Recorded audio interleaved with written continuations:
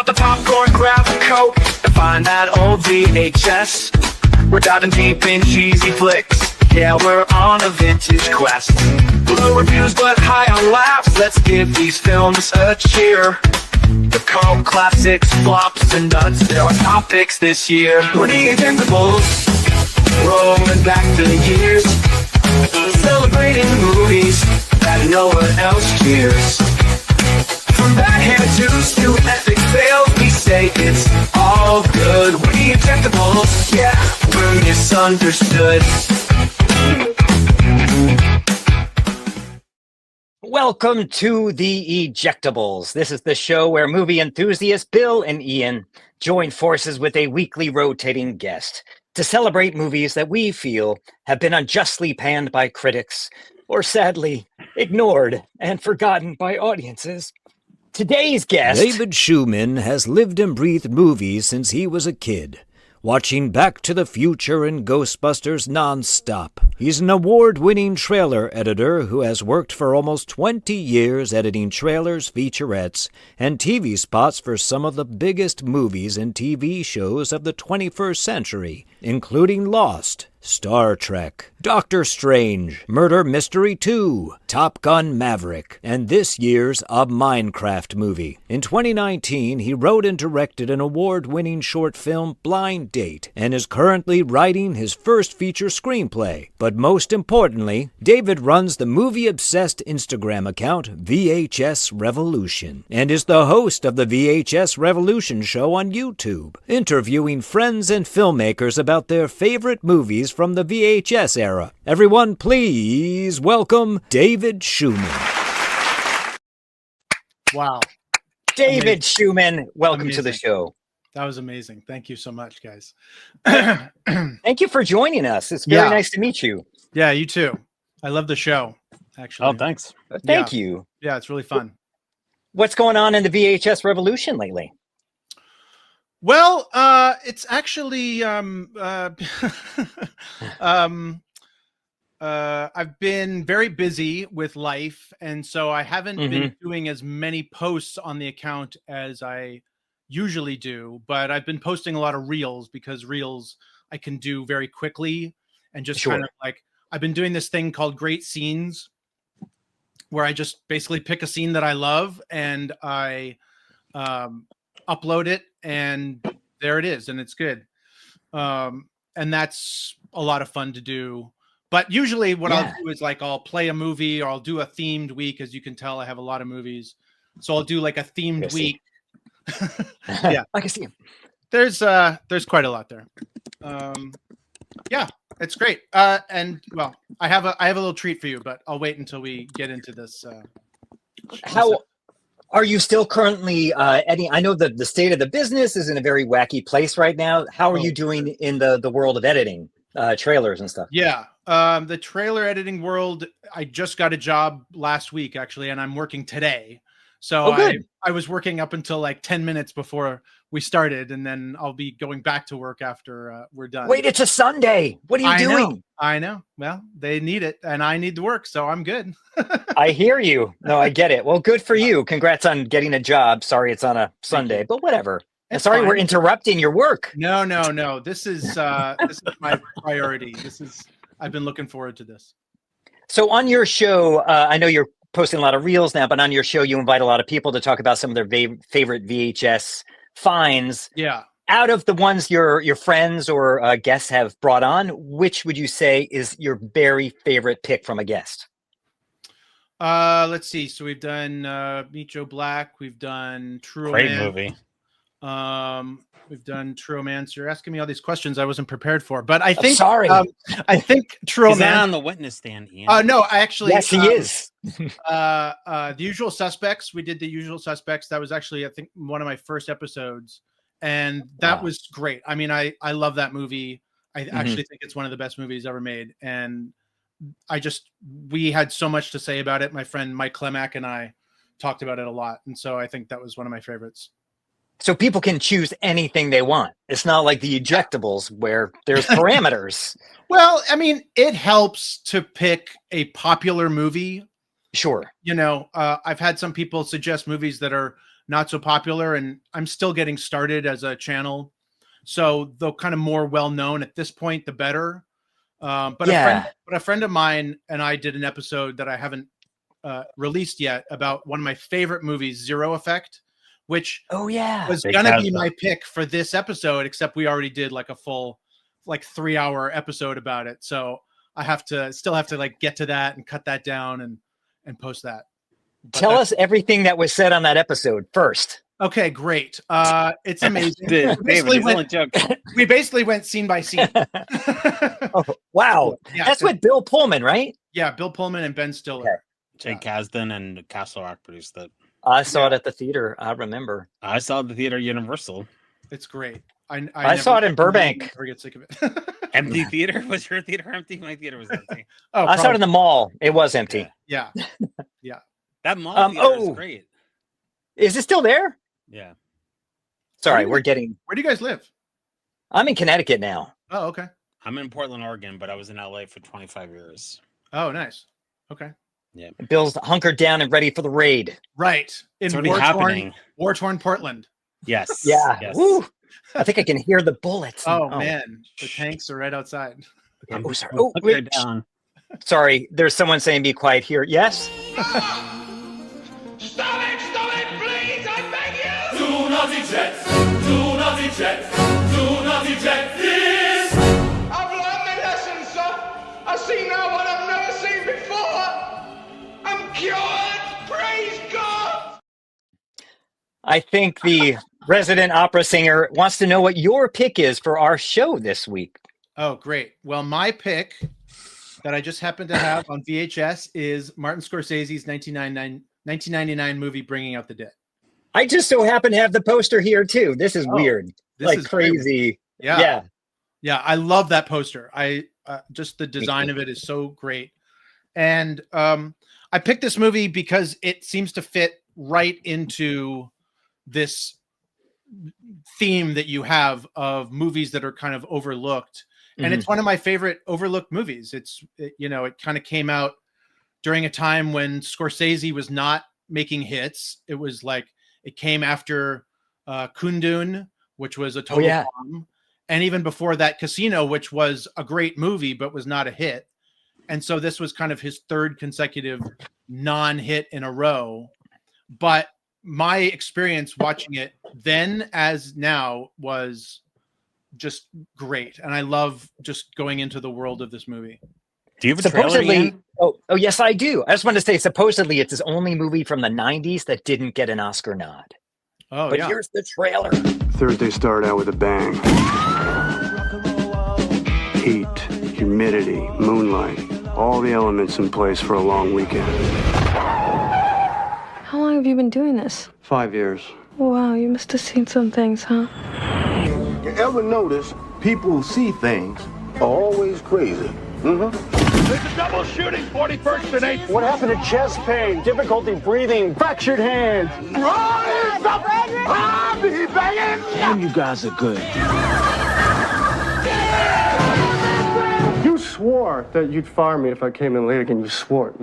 I'll fire you tomorrow. Our mission to save lives. Blast off! Everything just glows. Here's to the greatest job in the world. Even by 90s standards, that's a pretty great trailer. Yeah, it is. I was thinking, I said to Bill earlier that it feels somewhat like a Grey's Anatomy soundtrack with all the songs they put in that movie. Yeah.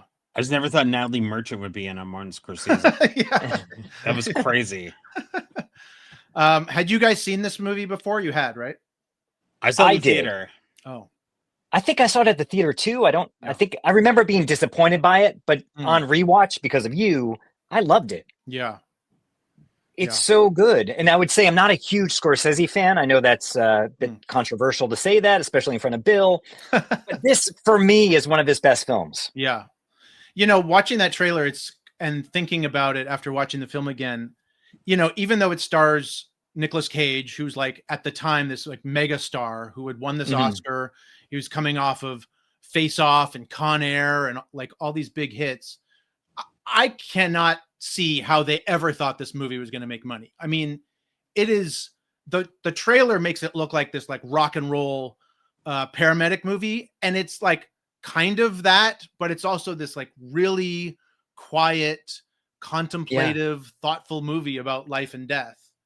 And you know, of course I love it, but boy, it just they must have had a really tough time trying to market it and get people to see it. I think though it doesn't insinuate it at all in the trailer, but I think I wanted like a zombie movie when it came out, which it's so not. But that scene when he's like bringing up the ghosts from the pavement, like that's beautifully done. There's so many scenes that are so beautifully shot and choreographed, for lack of a better term. Yeah. What do you think of this, Bill? Oh, it's a masterpiece. Yeah, it's one of his best movies. Paul Schrader, it's perfectly written script. And to show you how popular it is, the 4K came out and it's already sold out. Yeah, I mean, you have to spend $115 on it. It's crazy. There's such big fans. Yes, it was a big flop. People didn't know what to make of it. They thought it'd be something different, but it's really a super Catholic movie. You know, Schrader has his religion problems and stuff like that, and Scorsese was going to be a former priest.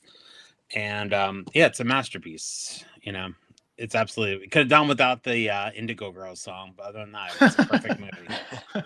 Yeah, the soundtrack is great, and you know, I love the structure of having it kind of 3 days and nights, with each night having a different partner, and John Goodman and Ving Rhames, and then Tom Sizemore, and Tom Sizemore is insane in this movie, and insane in real life, and like he was like Andy Dick. Yeah, everyone in LA knows that has a Tom Sizemore story.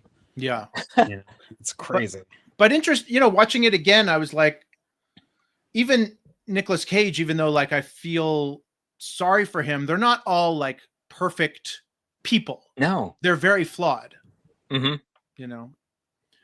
For me, this was Ving Rhames at his best, and I was saying to Bill also that this feels like the Nicolas Cage from The Weatherman. He's just kind of like this down on his luck guy who's kind of ho hum about everything. But that's what he would do. He would do big action movies, collect a big paycheck, and then do a small movie like Lord of War and adaptation and stuff like that. You know. Yeah, I think the only thing that I don't think is perfect is the casting of Patricia Arquette. I think that she like everybody else in the movie, even down to like the smallest supporting characters, feels authentically New York. And she doesn't, to me, even though like I like her. I mean, she's very sweet and I like watching her on screen, but yeah, that's true. I hadn't even thought of that, but yeah, I see what you're saying. I thought she was good, but authentic New York, probably not. Yeah. But my favorite performance in the movie, even beyond Cage, is Cliff Curtis, who plays the drug dealer Cy. Oh yeah. And he's only in like 3 scenes, but the scene where my favorite scene is when Cage goes to his apartment to try to get Mary, and Cy just kind of tells him to calm down, and just the calmness of Cliff Curtis's performance just always gets me. I think he's so great. Yeah, he was great. And the scene on the fence on the edge there, that was pretty intense. Yeah. I love the scene when her father, spoiler alert for those who haven't seen it, is being taken off of life support. And you just see Nicolas Cage watching that. There's so much going on there. Such a beautiful, beautiful scene. Yeah. And he's talking, like he hears his voice. He hears the father's voice. Yeah. It's a great pick. Are you generally a Martin Scorsese fan? I am. Yeah. I love Mean Streets, Taxi Driver. I think After Hours is another one of his best, kind of like in the underrated. Oh, I love that one category. Yeah. Gangs of New York doesn't really do it for me, and The Aviator is okay, but I love The Departed and Wolf of Wall Street. Departed and Wolf of Wall Street are kind of like my 2 favorites of his 21st century output. I actually liked Kundun. Oh yeah. You are a liar. I did. I loved it. I thought it was beautiful. I really did. How many times have you seen it? twice. Wow. Bullshit. Once at the theater and once at home on, Bullshit. I guess, DVD at the time. No, and I owned it too. I really loved it. I had the soundtrack and everything. Wow. I swear. Oh yeah, I hear the soundtrack is great. I actually have not seen Kundun. There's a few movies of his that I haven't seen. I haven't seen Kundun, Age of Innocence, Silence, New York, New York. There's a bunch. Oh, so Bill didn't do the screening questions. You have to have seen every Scorsese film to be on the show. Oh no. Well, thanks anyway. Thanks, Bye. guys. I haven't seen them all either. Yeah. But you don't really like them, so. I don't love all of them. I find he often doesn't have a whole lot of heart in his films. This one certainly did have it. Yes, absolutely. That's probably why I liked it. Yeah. Yeah, it's a really beautiful movie. I really love it. It is. And it has kind of similar themes in common with another movie that is on this episode that we watch, which we can get to when we get to it. Talk about. Shall we get to it? Sure, we can get to it. Yeah. Yeah. Oh, Why don't you go fuck yourself, Tom? You gonna let him get away with that? You gonna let this fucking punk get away with that? What's the matter? What's the world coming to? Are we gonna make somebody sleep with the fishes? Do not eject! Do not eject! Do not eject this! I'm fucking kidding with you. You fucking shoot the guy? He's dead. Now, that's from one of Martin Scorsese's more heartfelt films as well, You took out right? the best line. What's the best line? You're going to dig the hole. I'll dig the hole. What do you think I fucking care? I didn't want to spoil the whole movie, Bill. Yeah. Yeah, it's only been, what, like 35 years or 40 years or something? Yeah, we give him 46 on this show. Yeah, good. Yeah. So, Ian, what is your pick? What is your My pick is 1993's Peter Weir film Fearless. Now, this, not to get personal, but this film, well, first I'll say this is a film about a guy who's in a plane crash, and after the plane crash, he survives, and he feels like he's more alive than ever, and nothing can happen to him. He's indestructible and fearless. But this movie came out 3 days after my childhood best friend died, and I saw it opening weekend, and this movie's all about what does life mean, the whys, the what ifs, and it really struck me when I was in that zone, and I think it's one of the most beautiful films I've ever seen. Shall we see a trailer? Absolutely. Sure. Let's go to the trailer.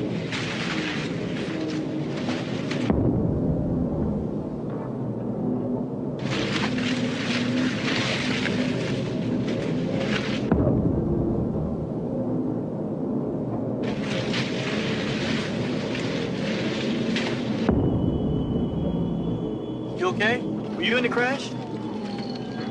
No.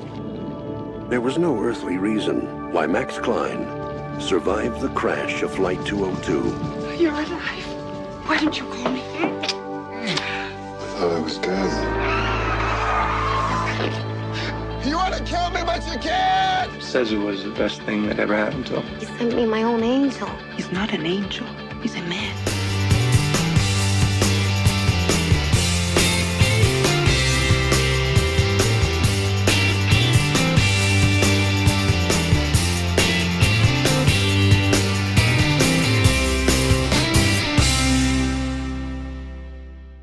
Oh, it's one of my all-time very, very favorite films. There's scenes in this movie, the use of sound and visuals. There's scenes in this movie where there's just people sitting across from each other, looking into each other's eyes, and so much is said just in these looks. And what did you think of this film, David? I love this film. I haven't seen it in a long time, so I'm really glad that you selected it, because I watched it the other night. I really I got really emotional watching this movie many times.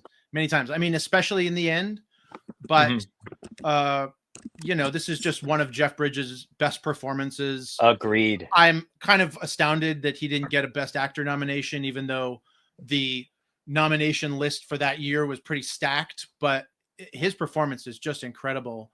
And he has great hair in this movie. He does. I'm so jealous of that hair. No, Bill was saying that supposedly Mel Gibson was up for this. After watching it, Mel Gibson was supposed to, because of Peter Weir, and he was directing The Man Without a Face. Yeah. Couldn't do it. Yeah. I don't think he could have pulled this off. I No, really it don't. would have been 1,000 times better.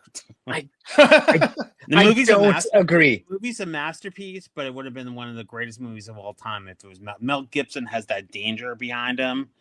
Jeff Bridges, one of the nicest guys in Hollywood, but doesn't have that danger aspect of it. The movie's a masterpiece. I'm with you guys, but Mel Gibson would have been like top 10 movies of all time because it also cured Peter Weir's fear of flying making this movie. Oh wow. Yeah. What I think Jeff brings is he has this ethereal energy, which I think really helps for him potentially being a god or whatnot, and also the depth. I don't feel that Mel Gibson has a kind of depth.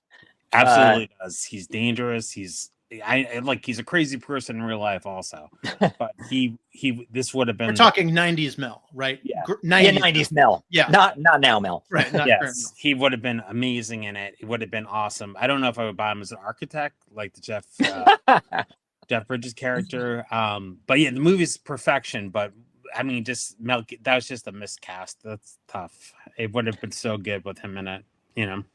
I totally understand why this movie did not do very well because it is maudlin. It is people want something really to happen. It's really about emotions and people kind of finding themselves. And and what's with Tom Hulce not being in the trailer? I thought he was in the trailer. I don't know. No.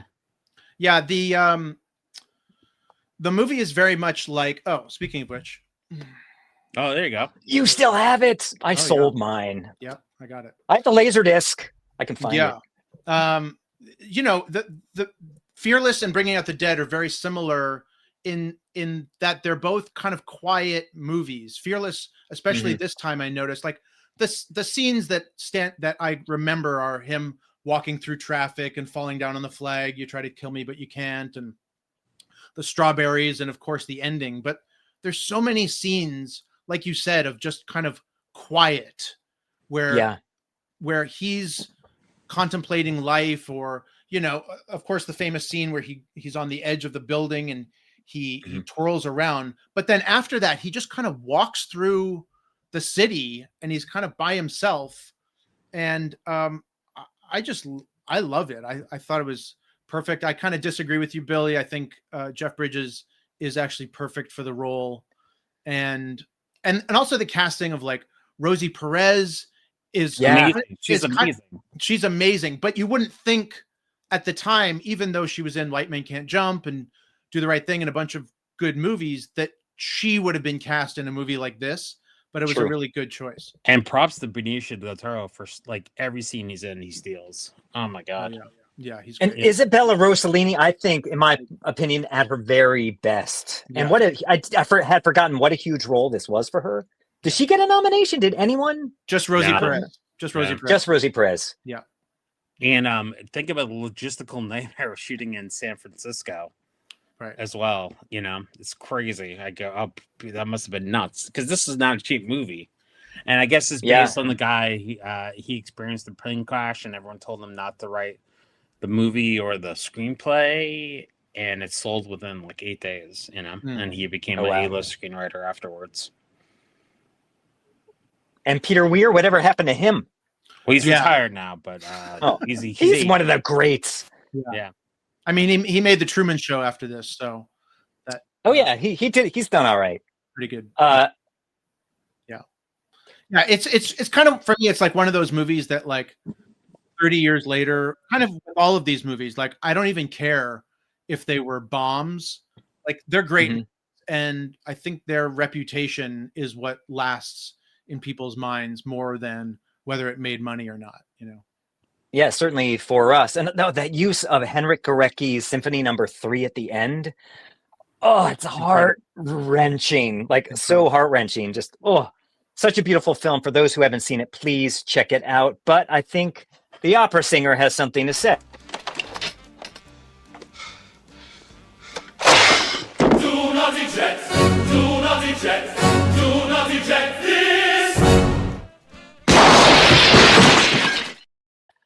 Amazing. Well, I guess we shall not eject it.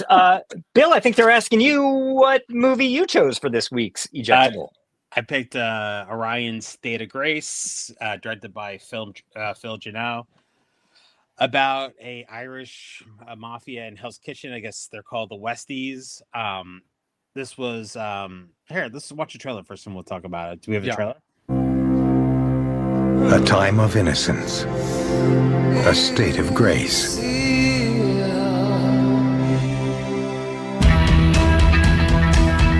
To a shadowy world of violence.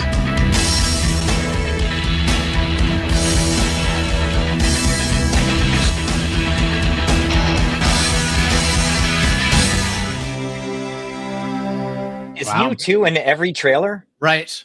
Well, he directed U2 Ronald Hum, so that's that's right. That's why he gave him permission for it. I can't say That's about fair. Fearless.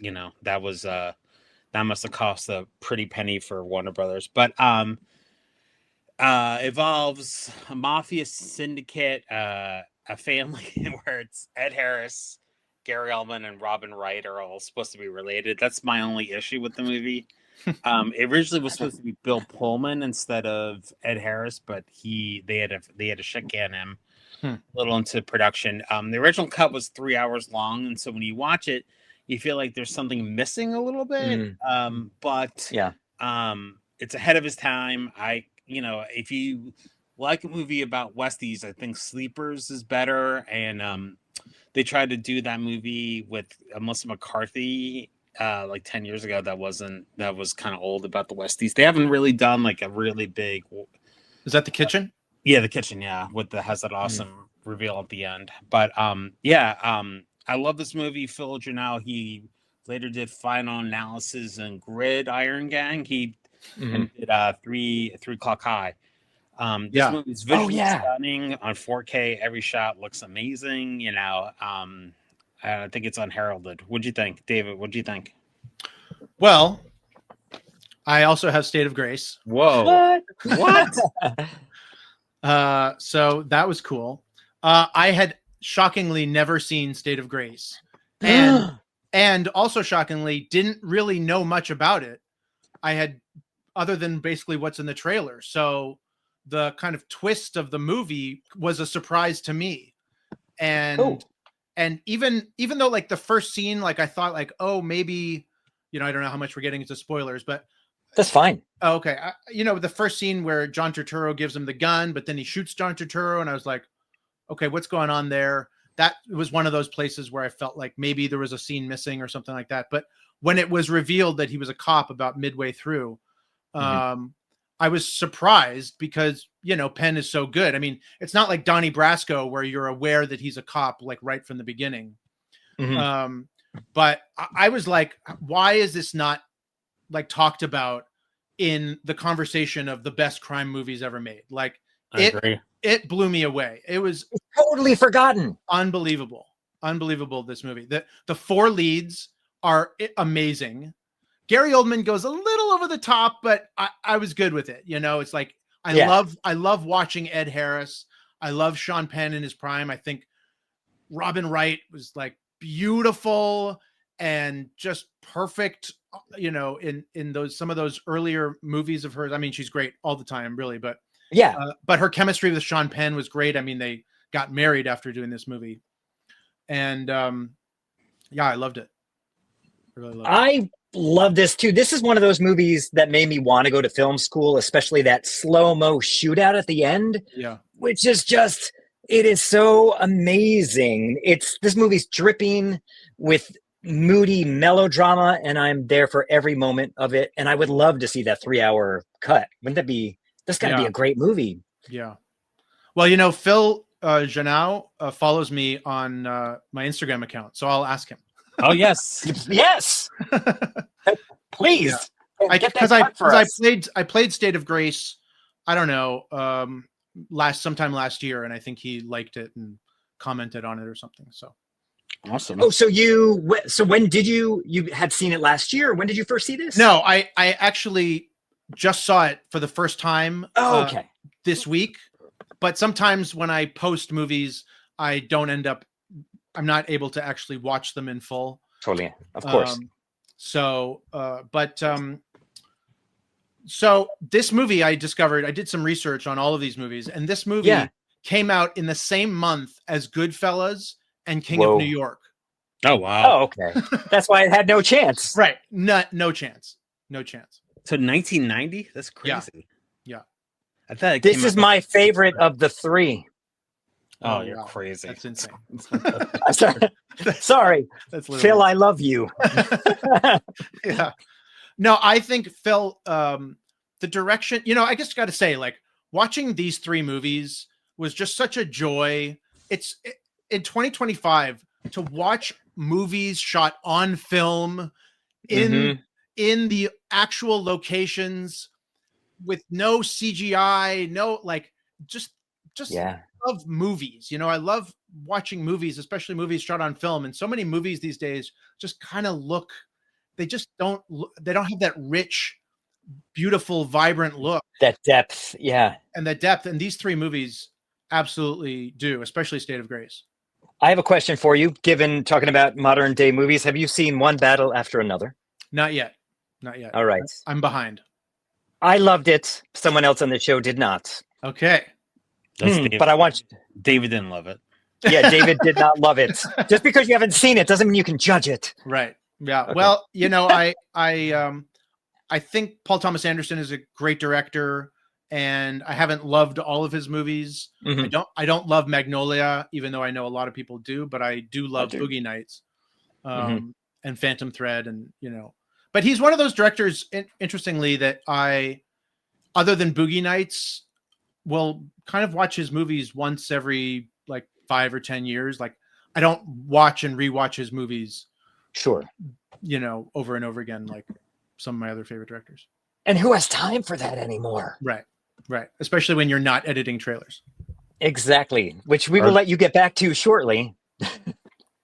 So we should get to the point where first I'll tell you where you can find these movies, and then we can decide. Bill, how's that sound? Sure. You can find Fearless. You can rent it on iTunes or on Prime. You can find Bringing Out the Dead on Pluto TV, and same for State of Grace, which is also on MGM Plus and Tubi. So much easier to find.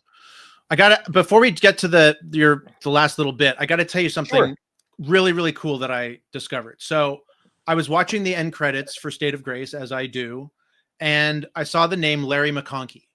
Do you know who Larry McConkey is? No. Okay, so Larry McConkey is a Steadicam operator, and he's worked on so many movies, including Goodfellas, Silence of the Lambs, Mission Impossible, Kill Bill, Basic Instinct. Do you know what other movies he's done Steadicam on? Teletubbies? Fearless and Bringing Out the Dead. Oh, wow. Oh my gosh. Okay. That's crazy. That is crazy. And also, two actors were both in Fearless. John Turturro and what's her name? Deirdre O'Connell were both in Fearless and State of Grace. She plays the Irene in State of Grace, the woman that Gary Oldman kind of messes around with. Okay.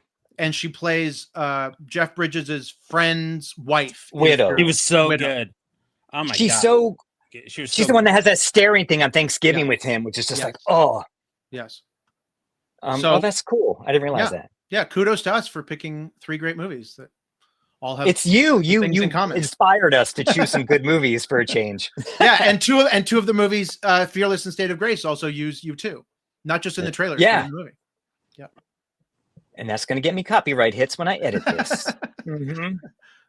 But thank you so much for your pick. So, this is a point in the show where you have to choose which movie you would choose, which is not your own, as your favorite from the episode. Wow. I got to go with Fearless. It's just incredible. I mean, I was honestly like blown away by all these movies, but Fearless is just so unlike any other movies. You have movies that are about death, like What Dreams May Come with Robin Williams, but that's much more saccharine, and Fearless for me like walks this beautiful line between like drama and melodrama, as you said, and I just love it. I agree with every word you just said. Though I can't choose my own, I'm going to choose. I love State of Grace, but I am going to choose Bringing Out the Dead because it's more in tune with how I think now. So Bringing Out the Dead, but good picks all around. Yeah. Bill? And I'm going to pick Fearless, even though it wasn't Mel Gibson. I respect that. Oh, wait, does that mean I get it, Bill? You get a headshot from Ian from 1999. Nice. Can I get it autographed from me? Yes, of course. Oh, okay. Do I have to pay me? No, I won't. Okay. Cool. I'm so happy. Thank you. Awesome show, guys. Great picks this week. Yeah. Anyway, everyone like, share, tell your friends, and follow David at David. At VHS Revolution on Instagram and at the VHS Revolution Show on YouTube. Awesome. Yeah. Do that, people. Stay tuned for a minute, David. Everyone else, goodbye. We're the Ejectables, rolling back the years, celebrating movies that no one else cheers. From backhand twos to epic fails, we say it's all good. We're the Ejectables, yeah, we're misunderstood.